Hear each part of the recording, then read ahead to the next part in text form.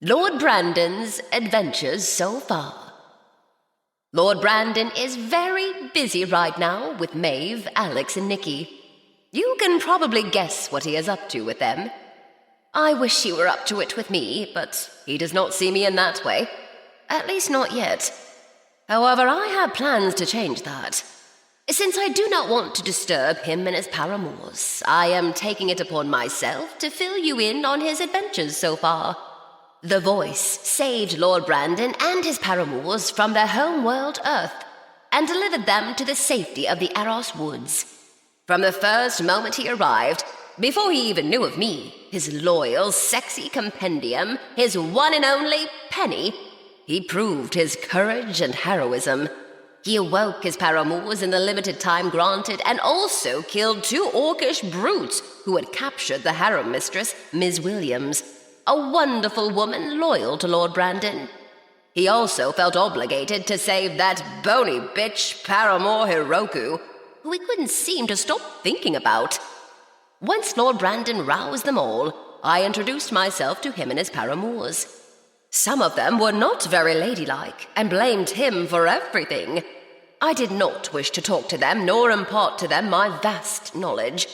Lord Brandon, being who he is, insisted I meet them all, and that I be nice to them. Well, nice is a two-way street, as they say back on your sad little Earth. I laid down the law and told them what to expect. I explained that Lord Brandon was now their harem lord, and they were his loving and grateful paramours. I also told them a little bit about how things worked around here. I could not provide them with all the details of our initial meeting, because Lord Brandon was needed once again. This time he had to defend his girls from a goblin scouting party. He ran off with his 3 future wives, Maeve, Nikki, and Alex, to confront the goblins. As a reward for their courage and success for wiping out the little green demons, his 3 paramours received classes. Maeve, a sharp-shooting huntress, Nikki, a tough-as-nails martialist, and Alex, a deadly shadow dancer. Not long afterwards, Lord Brandon claimed the abandoned village of Moondale as a safe haven for himself and his paramours. After visiting the general store and receiving his defender armor and his sword spirit in exchange for a promise to complete a quest for the proprietors Fred and Marge, Lord Brandon retreated to his harem hall to prepare for his first night in Moondale. It was Ms. Williams, his harem mistress, who was the first to bond with Lord Brandon.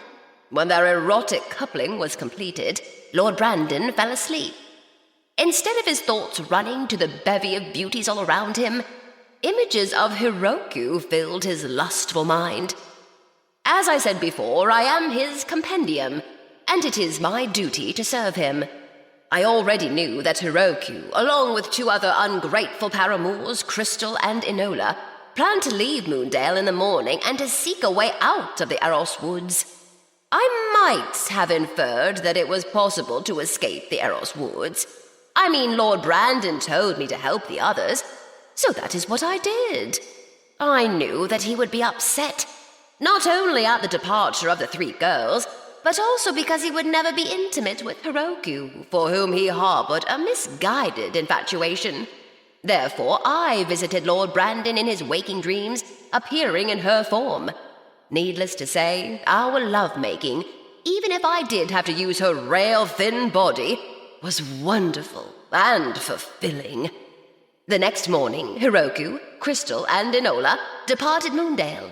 It was good riddance as far as I was concerned. Lord Brandon promised not to go after them and stayed true to his word. After their departure, he and the paramours were introduced to the quest board. Although we are both servants of the voice, she and I do not always get along.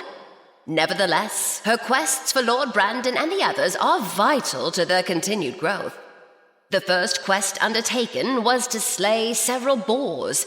Of course, Lord Brandon and the paramours with him prevailed.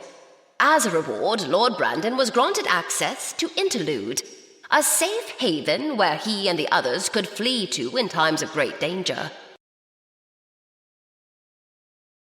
To keep listening to this audiobook, I've left you a link in the description so you can do it, at no cost thanks to Audible's 30-day free trial.